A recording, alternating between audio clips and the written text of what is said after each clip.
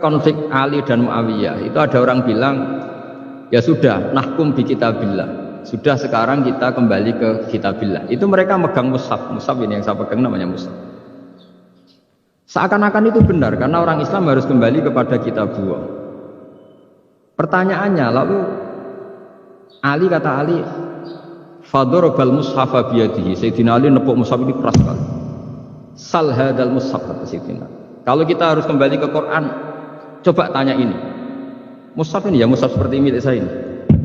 Akhirnya orang-orang Khawarij bilang innama huwa waraqun wa madadun, itu hanya kertas sama tulisan, bagaimana mungkin kita bertanya? Pas itu adalah orang Khawarij itu orang yang nggak mau ngakui Ali juga nggak mau ngakui Muawiyah, dan Sayyidina Ali sama Sayyidina Muawiyah sudah sadar mau bikin mediator, mau bikin solusi jalan tengah. Jadi sebenarnya dua beliau itu orang baik, gara-gara diprovokasi orang Khawarij terus jadi bentrok.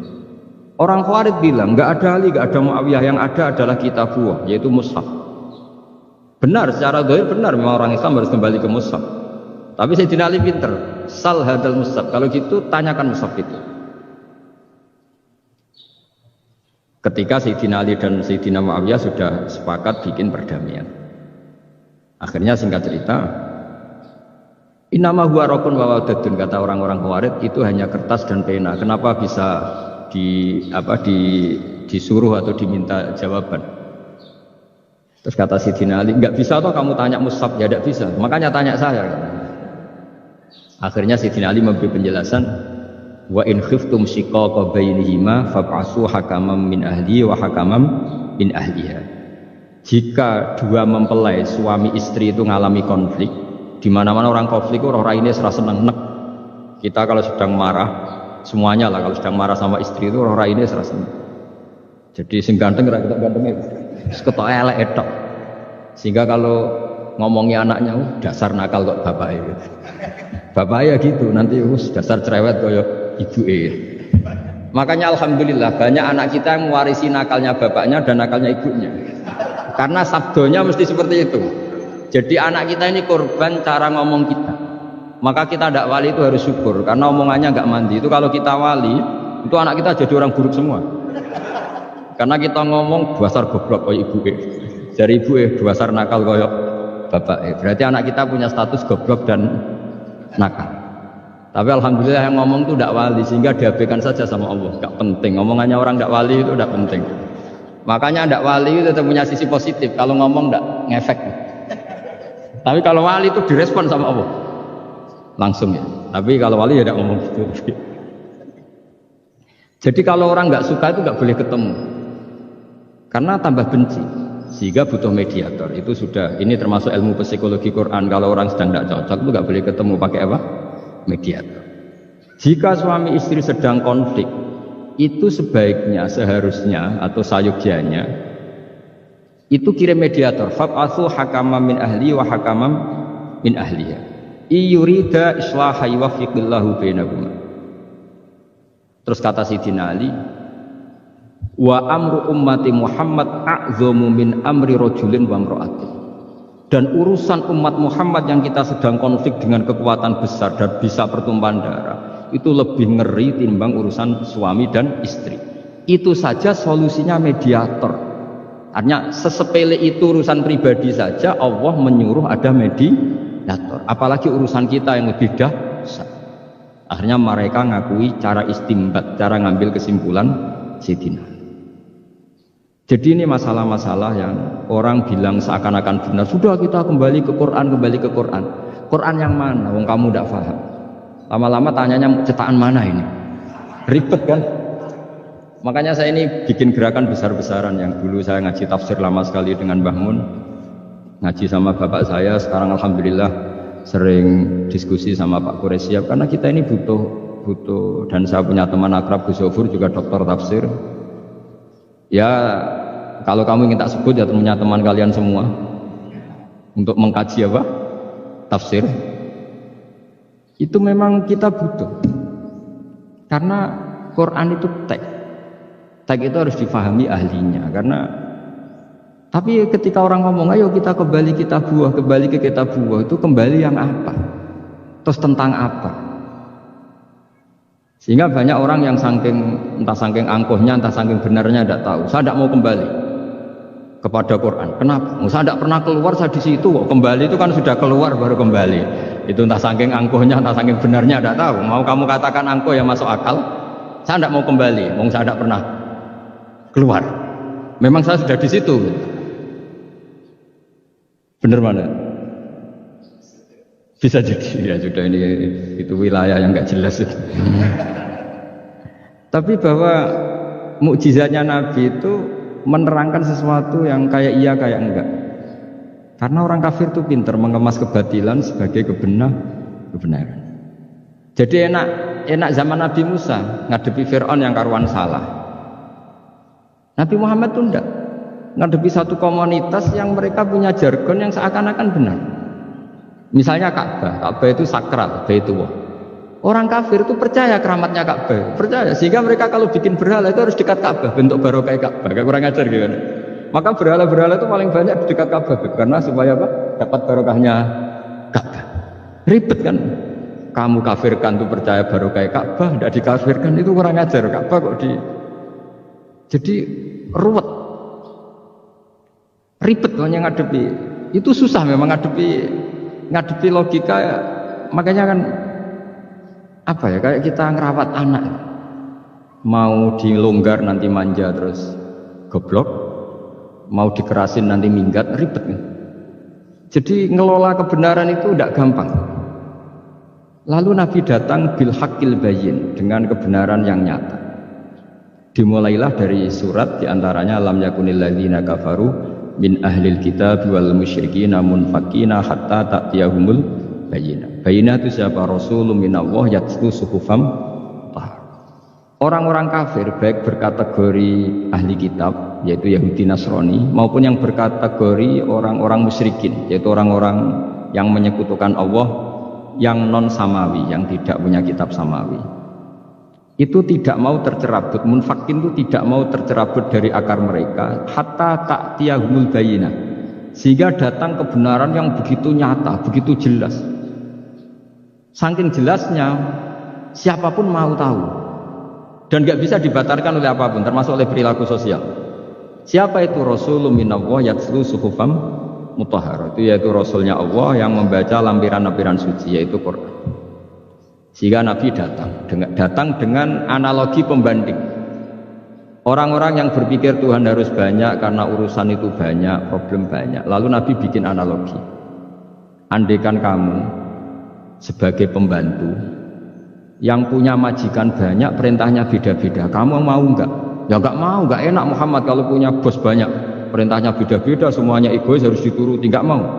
Enak mana sama punya majikan satu? Enak satu Muhammad. Ya sudah, Tuhan kamu itu majikan kamu. Kalau banyak-banyak bingung kamu, perintahnya banyak nanti. Terus mereka mau, ya sudah Tuhannya satu saja. Jadi karena mereka mau tidak mau harus berpikir kalau Tuhan banyak berarti perintahnya banyak, memuaskan satu Tuhan dibenci Tuhan yang lain, memuaskan yang lain dibenci yang lainnya, pokoknya ribet. Hari ini minta dilayani, Tuhan yang satu minta dilayani, itu kan ribet. Jadi Nabi itu pakai logika yang gampang. Makanya ketika Allah menjelaskan itu, ketika Allah dorobawa masalar rojulan fihi syuraka umutasyakisuna wa rojulan salamal dirojul hal yastawiyani masalah. Alhamdulillah Allah bikin satu perumpamaan, ada orang yang punya majikan banyak, yang satu punya majikan hanya satu. Hal yastawiyani masalah, nasibnya enak mana? Enak yang punya majikan satu karena standarnya jelas, SOP-nya jelas. Akhirnya mereka sadar, oke, Muhammad Tuhannya satu saja. Lalu dalam pertanyaan-pertanyaan yang lain, misalnya tadi masalah Sayyidina Ali, masalah dibully lah kalau sekarang itu Nabi menjawab ya dengan rasional, karena mau tidak mau. Karena Nabi tidak dibolehkan pakai mukjizat zaman itu. Untuk awal-awal jadi Nabi itu nggak boleh pakai mukjizat, karena mukjizat itu punya sisi yang sangat-sangat fatal, yaitu kalau Allah sudah menurunkan mukjizat itu sekali nggak diimanin itu harus ada azab. Nabi ingin umatnya itu nggak kena azab. Makanya ketika Allah Ta'ala wa ma mana'ana an nursila bil ayati illa an kadzdzaba bihal awwalun. Cara terjemahan bebasnya gini, Muhammad, saya tidak ngasih mukjizat kamu kayak Nabi Musa, kayak nabi-nabi sebelum kamu yang berupa fisik, Itu problemnya satu, sekali saya menurunkan mukjizat, tren umumnya ini didustakan. Ketika didustakan, saya punya alasan menyiksa, wong sudah tak perlihatkan sebegitu jelas kok tetap didustakan. Maka sekali saya menurunkan mukjizat, kata Allah, wa ma nursilu bil ayati illa takhwifa. Saya memberikan satu ayat itu hanya warning, hanya peringatan bahwa ini akan ada bahaya azab. Sehingga karena pilihannya itu Nabi milih gak ada mukjizat yang seperti nabi-nabi sebelumnya. Milih mukjizat yang ilmiah, yaitu Al-Quran yang kita warisi sampai sekarang. Alhamdulillah. Karena kata ulama-ulama, nah ini pentingnya penjelasan.